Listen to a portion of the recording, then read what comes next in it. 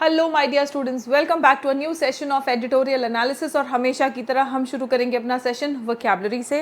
Vocab का importance आप सब जानते हैं। वोकैब के डायरेक्ट क्वेश्चंस आते हैं आपके एग्जामिनेशन में और साथ ही साथ एडिटोरियल सेशंस आपकी रीडिंग स्किल्स बहुत ही शानदार तरीके से इंप्रूव करते हैं और आपका मार्क्स बूस्ट होता है। चलिए शुरू करते हैं। The first word is vulnerability. ITY ending word है तो ये नाउन है। ITY एंडिंग वर्ड है तो ये नाउन है। वल्नरेबिलिटी का मतलब क्या होता है? बहुत ही असुरक्षा में होना या मतलब संवेदनशील होना, है ना। संवेदनशील मतलब आप सेंसिटिव है। सेंसिटिव जब भी आप होते हैं तो नुकसान आपको आसानी से पहुंचाया जा सकता है। जब आप सेंसिटिव हैं, जब आप ऐसी स्थिति में है कि जब आपको नुकसान आसानी से पहुंचाया जा सकता है या आपको नुकसान पहुंच जाता है तो आप वल्नरेबल हैं, है ना। So vulnerability is weakness, it is exposure. Antonym क्या होगा? Safety and strength.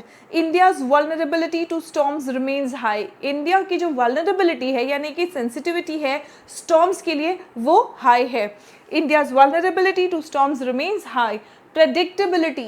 Predictability. ITY ending word again. It is a noun. Predict करना मतलब अनुमान लगा पाना, है ना। Ability to be predicted. पूर्वानुमान जो आप लगा सकते हैं तो उस क्वालिटी को हम कहते हैं प्रेडिक्टेबिलिटी, है ना। सर्टेनिटी और फोरसी करना। फोरसी मतलब आगे का आप देख पा रहे हैं। भविष्यवाणी करना, भविष्य का आप देख पा रहे हैं, अंदाजा लगा पा रहे हैं कि क्या होने वाला है, right. Now the antonyms are uncertainty. पता ही नहीं है क्या होगा, ठीक है। हमको तो कुछ पता ही नहीं है, हमको तो कुछ मालूम ही नहीं है। सो दैट्स अनसर्टेनिटी और unpredictability.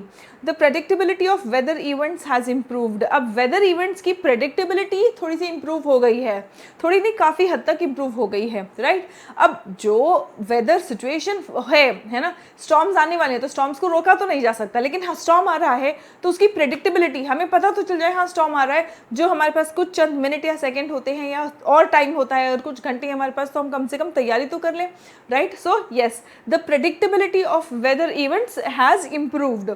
Coming to the next word, pacy. अब ये एक विशेषता बताने वाला शब्द है, यहाँ पे सफिक्स नहीं है तो आपको इसके मीनिंग से पता करना पड़ेगा कि इसका पार्ट ऑफ स्पीच क्या है। चलिए मीनिंग देखते हैं। पेसी का मतलब होता है फास्ट मूविंग, तेजी से चलने वाला, तेज गति वाला।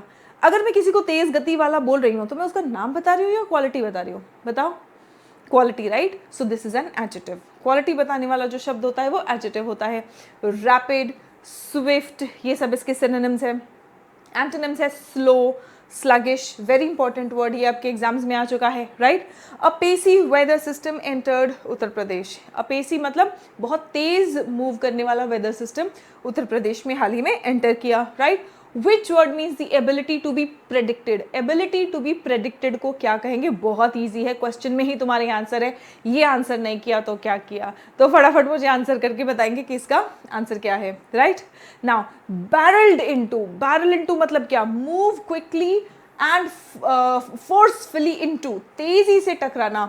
बैरल इनटू मतलब तेजी से टकराना बेसिकली। बैरल्ड इनटू मतलब तेजी से टकराना, ठीक है, तेजी से टकराना। Rush into, stormed into, antonym क्या है? पीछे हटना, रिट्रीटेड, विथड्रॉ, है ना। The storm barrelled into the state suddenly. जो तूफान है वो अचानक से स्टेट में आ गया, है ना। अचानक से स्टेट में एंट्री कर गया, राइट। थंडर स्क्वॉल्स, सॉरी मुझे थोड़ा सा ध्यान देना पड़ता है कि मेरा छोटा बेबी वो रो तो नहीं रहा है, ठीक है। सो थंडर स्क्वॉल्स। थंडर स्क्वॉल्स का मतलब क्या होता है बच्चों? Violent wind storms with thunder. गरज के साथ जो तेज तूफान आता है, गरजने के साथ में जो तेज तूफान आता है उसको हम कहते हैं थंडर स्क्वॉल्स। हम उसे क्या कहते हैं? थंडर स्क्वॉल्स। टेम्पेस्ट्स या फिर स्टॉर्म्स, ठीक है, तूफान ही है लेकिन गरजते हुए जो तूफान आता है हम उसे थंडर स्क्वॉल्स कह सकते हैं। इसका एंटोनिम क्या होगा? काम या फिर स्टिलनेस। काम या फिर stillness. Several districts faced severe thunder squalls. कई डिस्ट्रिक्ट्स में सिवियर थंडर स्क्वॉल्स यानी कि गरजने के साथ में तूफान का सामना करना पड़ा, ठीक है। इम्पेंडिंग, अच्छा व्हाट इज दिस? थंडर स्क्वॉल्स ये नाउन है ना, ये नाउन है। इसका पार्ट ऑफ स्पीच क्या है? ये नाउन है।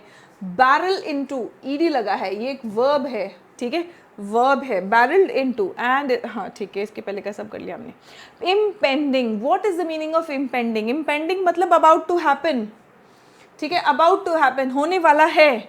इम्पेंडिंग मतलब अब होने ही वाला है जो चीज़, मतलब बस पेंडिंग है होने के लिए, तो वो इम्पेंडिंग है, ठीक है। Approaching, fourth coming, right. Antonym क्या होगा? डिस्टेंट, जो अभी टाइम है, अभी बहुत समय है, डिस्टेंट, या फिर जो नहीं होगा, अनलाइकली, जिसकी संभावना नहीं है। Citizens were warned of impending storms, अब सिटीजन्स को पहले ही वार्निंग दे दी गई थी कि तूफान आने वाला है। Citizens were warned of impending storms, which phrase means moved quickly and forcefully into, इनमें से किस फ्रेज का मतलब है तेजी से और फोर्सफुली, ताकत से मूव करना।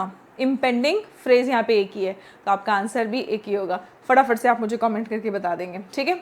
Now pertinent, pertinent ENT ending है, राइट। ENT एंडिंग वर्ड्स क्या होते हैं? ENT एंडिंग वर्ड्स एडजेक्टिव्स होते हैं।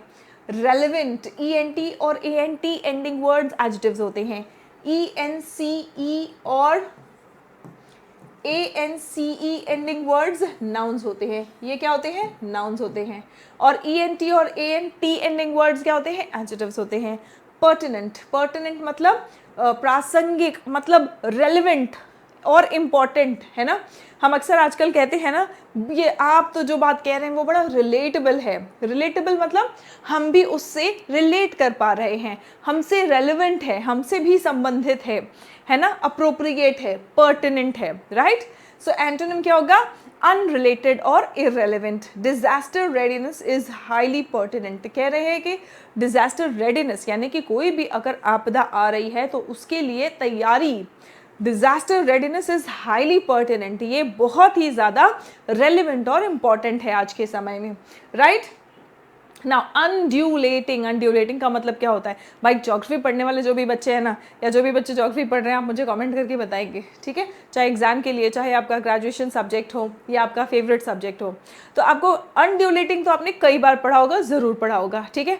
जो मान लीजिए जो हमारा ग्राउंड लेवल है ना, तो वो इवन नहीं है, समतल नहीं है, ठीक है, ऊबड़ खाबड़ है, तो हम उसको क्या कहते हैं? अनड्यूलेटिंग। पहाड़ों में अनड्यूलेटिंग सरफेस होता है ना। Undulating means having a wavy surface, ठीक है, लहरदार।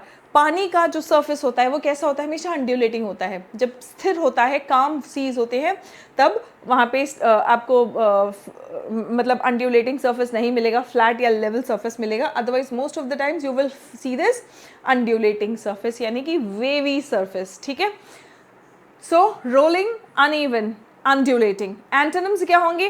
फ्लैट और लेवल, फ्लैट और level. Storms formed over the undulating hills, जो अनड्यूलेटिंग हिल्स हैं उस पर तूफान, जो स्टॉर्म्स हैं वो वहाँ पे फॉर्म हुए, राइट। स्टॉर्म्स क्या होते हैं? बहुत पावरफुल मूवमेंट के साथ में जो एयर होता है, बस उसी को हम स्टॉर्म्स कहते हैं, ठीक है। Convergent, again ENT ending word है, तो ये एडजेक्टिव है। इसका मीनिंग क्या है? विशेषता बताई गई है। क्या विशेषता बता रहा है? कमिंग टुगेदर, ठीक है, जो इकट्ठे हो रहे हैं, एक साथ आ रहे हैं, तो हम उसको कन्वर्जेंट कहते हैं। जो इकट्ठे हो रहे हैं, कन्वर्ज हो रहे हैं, कन्वर्ज होना मतलब एक साथ आना, ठीक है, मिलना, मर्ज करना, मीट करना, राइट। एंटोनिम्स क्या होगा बच्चों? एंटोनिम्स होगा डाइवर्जिंग, मतलब अलग अलग जाना, भिन्न भिन्न, अलग अलग दिशा में जाना, सेपरेट होना। देखो ये सभी कलर वाले एरोज हैं, ये क्या हो रहे हैं? ये सभी कलर वाले एरोज क्या हो रहे हैं? ये सभी मर्ज हो रहे हैं। सभी क्या हो रहे हैं? मर्ज हो रहे हैं, कन्वर्ज हो रहे हैं, मीट कर रहे हैं, ठीक है। Convergent air masses caused instability. अब कन्वर्जेंट एयर मासेस का इनका कहने का मतलब क्या है? एक हवा का झोंका इस तरफ से आ रहा है, एक हवा का झोंका इधर से आ रहा है, दो तीन दिशाओं से या कई दिशाओं से अगर हवा का झोंका आ रहा है, और जो उनका मीटिंग पॉइंट होता है ना, तो वहाँ पे इंस्टेबिलिटी बहुत होती है, ठीक है। So convergent air masses caused instability, convergent air masses caused instability. Which word means having a wavy or uneven surface? Convergent, undulating or pertinent? Convergent, undulating and pertinent. चलिए, coming to the next word, अब देखो आ गया ना ENC वाला word, ENCE ending word है, तो ये noun है। रेकरेंस का मतलब होता है हैपनिंग अगेन अगेन, बार बार कोई चीज़ जब घटित होता है तो हम उसको कहते हैं रेकरेंस, ठीक है। अकर होना मतलब घटित होना, री अकर होना उसके लिए वर्ड है रेकर, ठीक है। रेकरेंस, रेपिटेशन, रिटर्न, एंटोनिम क्या है? रेयरिटी। रेयर मतलब कभी कभार या फिर गायब ही हो गया, disappearance. The recurrence of storms is concerning. Concerning मतलब चिंताजनक। अभी जो बार बार स्टॉर्म्स आ रहे हैं, रेकरेंस ऑफ स्टॉर्म्स यानी कि स्टॉर्म्स का बार बार आना, तूफान का बार बार आना चिंताजनक है, चिंताजनक है। The next word is fragile. Fragile का मतलब क्या होता है? ईजिली ब्रोकन और डैमेज्ड, जो नाजुक होता है ना। सो डेलिकेट है, वीक है, जो आसानी से टूट जाए, हम उसे कहते हैं फ्राजाइल।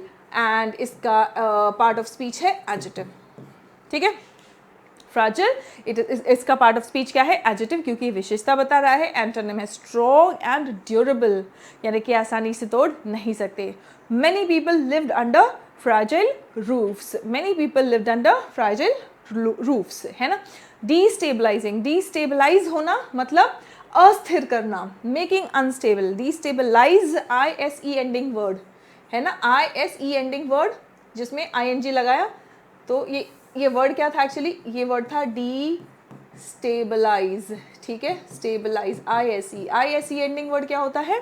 वर्ब होता है। ठीक है, ING लग गया, डिस्टेबलाइजिंग, राइट। डिस्टेबलाइज करना मतलब अस्थिर करना, डिस्टर्ब करना, अनसेटल करना। सेटल्ड है उसको अनसेटल कर दिया। ठीक है, सो स्टेबलाइज और बैलेंस करना इसका एंटोनिम्स बन जाएगा। बच्चों इसका सेंटेंस देखते हैं। वर्ब है ये, तो इसको हम कैसे यूज़ करते हैं? वर्ब ED ING लग के मतलब V3 फॉर्म में या V1 + ING फॉर्म में, ये विशेषता भी बताता है ना। प्रेजेंट पार्टिसिपल या पास्ट पार्टिसिपल का भी काम करता है। तो देखिए, वेस्टर्न डिस्टर्बेंसेस वर डिस्टेबलाइजिंग कंडीशंस। ठीक है, तो यहाँ पे ये एक वर्ब की तरह ही यूज हुआ है। Were, was, were, V1 + ING। Western disturbances जो हैं वो कंडीशंस को, स्थितियों को, परिस्थितियों को डिस्टेबलाइज कर रहे थे, यानी कि अस्थिर कर रहे थे। ठीक है, अगर यही वर्ड किसी नाउन की विशेषता बताने के लिए यूज करेंगे तो ये एक प्रेजेंट पार्टिसिपल या पास्ट पार्टिसिपल का काम करता है। ठीक है ना।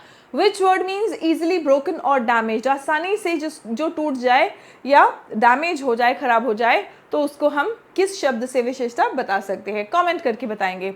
Students, we have our application serene Pathshala on Google Play Store, on which you can find more than 200 hours of sessions. 200 hours से भी ज़्यादा सेशंस आपको मिलेंगे, जहाँ पे डिटेल में grammar, vocabulary, close test, parajumbles, सभी कुछ आपके एग्जाम पैटर्न के अकॉर्डिंग कवर किया गया है। और अगर आप अपनी कम्युनिकेशन स्किल्स को इंप्रूव करना चाहते हैं तो आपके लिए बैच है spoken English express batch. And then we have the IB batch. IB tier 2 का रिजल्ट आ चुका है। टियर 3 यानी कि इंटरव्यू, जिसका मॉक्स हम बहुत अच्छे से, हमारे पास बहुत ही शानदार पैनल है, हम बहुत अच्छे से मॉक्स करवाते हैं। हमारे स्लॉट्स फुल हो चुके हैं, but still since I keep getting calls, तो आप लोगों को मैं इन्फॉर्म कर दूं कि अगर आप 9821060203 ये नंबर देख लो, ध्यान रख लो कि अगर आपको नहीं गाइडेंस मिल रहा है, कन्फ्यूजन है, समझ नहीं आ रहा है कि क्या करें, तो आप एक बार इस नंबर पर कॉल करके काउंसलिंग ले लेंगे। ठीक है, वेटिंग फॉर द स्टॉर्म, तूफान का इंतजार। On weather events, India's vulnerability, हम वेदर इवेंट्स की बात करेंगे। आप देख ही रहे हैं कितनी ज़्यादा गर्मी हो रही है, जगह जगह आग लग रहा है ना। हर दिन न्यूज़ में आता है कि कहीं ना कहीं आग लग रही है, तूफान आ रहा है, अचानक से बारिश आ जाती है, अचानक से गर्मी बहुत ज़्यादा बढ़ जाती है ना। So waiting for the storm on weather events and India's vulnerability. Weather events मतलब क्या क्या वेदर इवेंट्स हो रहे हैं, इंडिया की वल्नरेबिलिटी यानी कि सेंसिटिविटी, हार्म होने की जो सेंसिटिविटी है वो कितनी ज़्यादा है। और वेटिंग फॉर द स्टॉर्म, जब हम स्टॉर्म नहीं होता है तो हम क्या कर रहे होते हैं उस टाइम पे, है ना, तो हम कितनी तैयारी कर रहे हैं अपने, इन सब चीज़ों पर बात होने वाला है। Despite the predictability of weather events, हम कह रहे हैं कि वेदर इवेंट्स को हम प्रेडिक्ट कर पा रहे हैं, पहले ही अंदाज़ा लगा पा रहे हैं, तभी तो पहले ही लोगों को वार्निंग दे दिया गया था कि तूफान आ सकता है ना। सो डिस्पाइट द प्रेडिक्टेबिलिटी होने के बावजूद इंडिया रिमेन्स वल्नरेबल। प्रेडिक्टेबिलिटी तो है लेकिन फिर भी इंडिया सेंसिटिव है, यानी कि इंडिया में नुकसान हो जाता है। ठीक है, लेट लास्ट वीक अ pacy pre monsoon weather system, है ना, मानसून से पहले जो वेदर सिस्टम बनता है, जो एयर मूवमेंट होता है, विंड सर्कुलेशन जो होता है ना, एयर सर्कुलेशन वगैरह की वजह से जो वेदर सिस्टम बनता है प्री मानसून टाइम पे, ठीक है, और बहुत ही स्पीड वाला था वो। A pacy pre monsoon weather system barrelled into Uttar Pradesh, मतलब पूरे एकदम जोर शोर से आके उत्तर प्रदेश में टकरा गया, एंटर कर दिया। ठीक है, barrelled into Uttar Pradesh, bringing a compound of thunderstorms, और उसके साथ साथ क्या था, कंपाउंड ऑफ थंडरस्टॉर्म्स आया, thunderstorm, dust storm, lightning, heavy rain and thundersqualls, मतलब तेज बादल का गरजना भी, बहुत ज़्यादा बारिश भी, बिजली भी तड़क रही थी, डस्ट स्टॉर्म भी उड़ रहा था, थंडरस्टॉर्म भी हो रहा था, है ना। तो मतलब सब तरह के वेदर इवेंट्स इसमें ऑलमोस्ट आपको देखने को मिल गए। To multiple district at once, एक ही बार में मल्टीपल डिस्ट्रिक्ट्स में ये जो weather system, pre monsoon weather system form हुआ था, ये जो है अटैक किया, ठीक है। By May 14 the toll was 111 deaths, can you imagine, 111 deaths and 72 injuries across 26 districts. अगर ये किसी आतंकी हमले की वजह से या किसी और कारण की वजह से अगर होता तो ये बहुत बड़ा न्यूज़ हो जाता। ये वेदर की वजह से हो रहा है तो इसको सीरियसली क्यों नहीं लिया जा रहा है।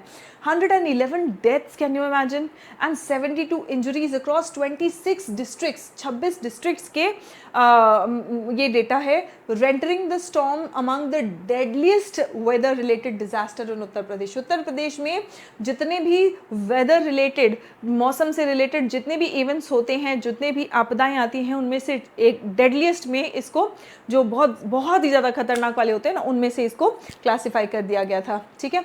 The state has experienced similar weather events in May June since 2018। 2018 से ही मई जून में इस स्टेट में इस तरह के वेदर इवेंट्स एक्सपीरियंस हो रहे हैं, इफ़ नॉट बिफोर, पहले नहीं तो 2018 से तो हर बार मई या जून में हमें कुछ एक्सट्रीम वेदर इवेंट्स देखने को मिलते हैं। The distinction this year, distinction मतलब इस साल क्या अलग था, the distinction this year seems to have been the intensity. इस साल जो अलग था वो था इंटेंसिटी, कितनी तीव्रता के साथ में आया, उसकी तीव्रता में डिफरेंस था। 2018 से ही मई जून के आसपास हर साल लगभग ऐसे वेदर इवेंट्स देखने को मिल रहे हैं, लेकिन इस साल जो तीव्रता थी वो बहुत खतरनाक थी। With winds capable of uprooting trees, uproot कर देना मतलब जड़ से उखाड़ देना, विंड की ताकत इतनी थी कि जड़ से उखाड़ देने वाले, पेड़ों को जड़ से उखाड़ देने वाली स्ट्रेंथ थी। The storm appears to have been driven by a pre monsoon convective system. जो स्टॉर्म था वो किसकी वजह से हुआ, प्री मॉनसून कन्वेक्टिव सिस्टम की वजह से हुआ। With a fresh western disturbance over the north west further destabilizing conditions. अब एक तो देखो, ये जो प्री मॉनसून कन्वेक्टिव सिस्टम था इसकी वजह से तो था ही, और साथ ही साथ फ्रेश वेस्टर्न डिस्टर्बेंस भी हो गया जिसके नॉर्थ वेस्ट में, ठीक है, जिसकी वजह से जो कंडीशंस हैं वो और ज़्यादा डिस्टेबलाइज हो गए। The IMD, India meteorological department had issued thunderstorm and lightning alerts before the event. इसके पहले ही IMD ने वार्निंग दे दिया था कि भाई थंडरस्टॉर्म और लाइटनिंग हो सकती है। And the Uttar Pradesh government reportedly issued more than 34 crore red and orange alert messages via the sachet portal, है ना। However, it is not clear whether these warnings were sufficiently geographically precise or reached their intended beneficiaries in time। कह रहे हैं कि सरकार ने भी, उत्तर प्रदेश सरकार ने भी 34 crore red and orange alerts भेजे थे मोबाइल में थ्रू द सैचेट पोर्टल, लेकिन ये जिन लोगों तक पहुंचना था उन लोगों तक पहुंचा कि नहीं, या अगर पहुंचा भी तो सही समय पे पहुंचा या नहीं, ये अभी कंफर्म नहीं है। However, it is not clear whether these warnings were sufficiently geographically precise or reached their intended beneficiaries in time, and in fact they simply warned of impending adverse weather or carried instructions for people to act on। और ये भी कह रहे हैं कि जो warning दिया था तो उसमें खाली ये बोला कि मौसम खराब होने वाला है, या उसमें इंस्ट्रक्शंस भी था कि लोगों को क्या करना चाहिए, ऐसे टाइम पे क्या होने वाला है और क्या करना चाहिए, ठीक है। Indeed, advanced preparation is pertinent for 2 reasons। कह रहे हैं कि एडवांस में ही प्रेपरेशन, तैयारी अगर अपनी रखें तो 2 रीजंस के लिए पर्टिनेंट है, रेलेवेंट है, रिलेटेड है, इंपॉर्टेंट है। पर्टिनेंट, ठीक है। The state is sometimes in a convergence zone as the hot, dry, loo winds from the Thar। अब जो स्टेट है उत्तर प्रदेश, है ना, कन्वर्जेंस मतलब मीटिंग पॉइंट, कन्वर्जेंस जोन मतलब मीटिंग पॉइंट। तो ये जो राज्य है, ये जो स्टेट है, ये कई बार कन्वर्जेंस जोन बन जाता है। किसके लिए, जो हॉट और ड्राई लू विंड्स होते हैं, है ना, ये कहाँ से आते हैं, from the Thar. Move east, ये पूरब की ओर जाते हैं, ईस्ट की ओर, over the plains, while moisture laden winds from the Bay of Bengal. अब बे ऑफ बंगाल से मॉइस्चर लैडन विंड्स आ रहे हैं और थार से जो है हॉट ड्राई लू विंड्स आ रहे हैं, और ये दोनों का मीटिंग पॉइंट कई बार उत्तर प्रदेश स्टेट हो जाता है। ठीक है, सो इसीलिए इस राज्य में तैयारी पहले से ही रखना तो रेलिवेंट है। 2 रीजंस उन्होंने बोला ही है ना, द स्टेट इज समटाइम्स, हर बार नहीं होता है लेकिन sometimes in a convergence zone as the hot dry loo winds from the Thar move east over the plains, while moisture laden मतलब मॉइस्चर से भरा हुआ winds from the Bay of Bengal push in from the south east. Second, दूसरा reason क्या है कि तैयारी रखनी चाहिए, over the undulating Vindhya hills, जो विंध्या हिल्स है, अनड्यूलेटिंग मतलब उसका जो सरफेस है वो वेवी सरफेस है ना, इन मिर्ज़ापुर एंड सोनभद्र और मिर्ज़ापुर में जो अनड्यूलेटिंग विंध्या हिल्स का जो सरफेस है, द कन्वर्जेंट एयर मासेस में लिफ्ट रैपिडली, जो कन्वर्जेंट एयर मासेस मतलब जो एयर मासेस मिल रहे हैं, कन्वर्ज हो रहे हैं, मिक्स हो रहे हैं, वो रैपिडली लिफ्ट होते हैं। ठीक है, रैपिडली में लिफ्ट रैपिडली, ठीक है, प्रोड्यूसिंग थंडरस्टॉर्म्स, और जब रैपिडली वो ऊपर को जाते हैं तो थंडरस्टॉर्म्स प्रोड्यूस होता है over specific parts of the states. Effectively while no authority could have predicted storms, कह रहे कि इफेक्टिवली तो कोई भी अथॉरिटी नहीं प्रेडिक्ट कर सकती थी कि स्टॉर्म्स जो है उनकी इंटेंसिटी, उनकी तीव्रता कितनी होती है। पता चल जाता है कि हाँ तूफान आने वाला है, कुछ अंदाज़ा लगा लेते हैं, अनुमान लगा लेते हैं, लेकिन एग्जैक्टली तो कोई भी अथॉरिटी नहीं प्रेडिक्ट कर पाती।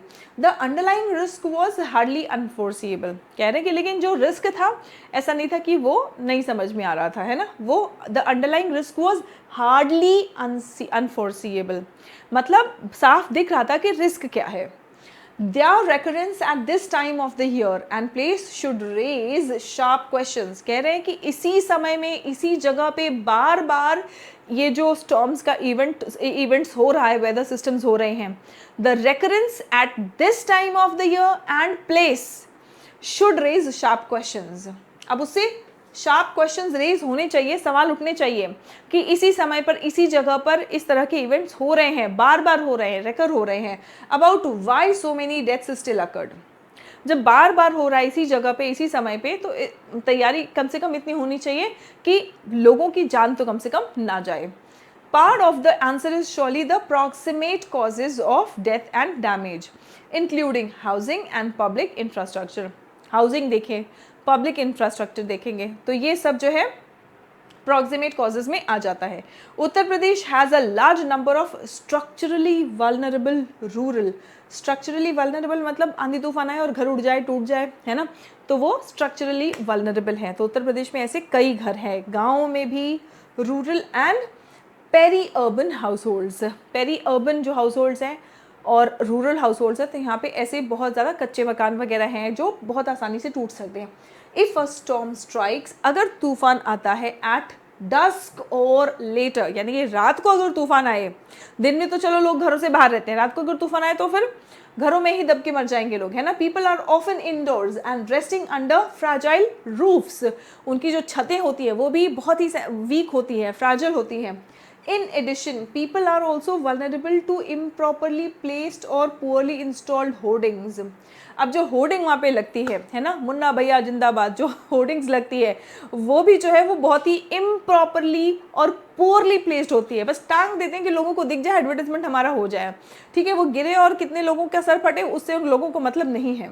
सो in addition people are also vulnerable, लोगों को इसका भी रिस्क है, people are also vulnerable to improperly placed और poorly installed hoardings. Electrical wiring भी, ये भी बहुत ज़्यादा इम्प्रॉपरली प्लेस्ड होता है। And public signage, the state was aware of the kinds of damage.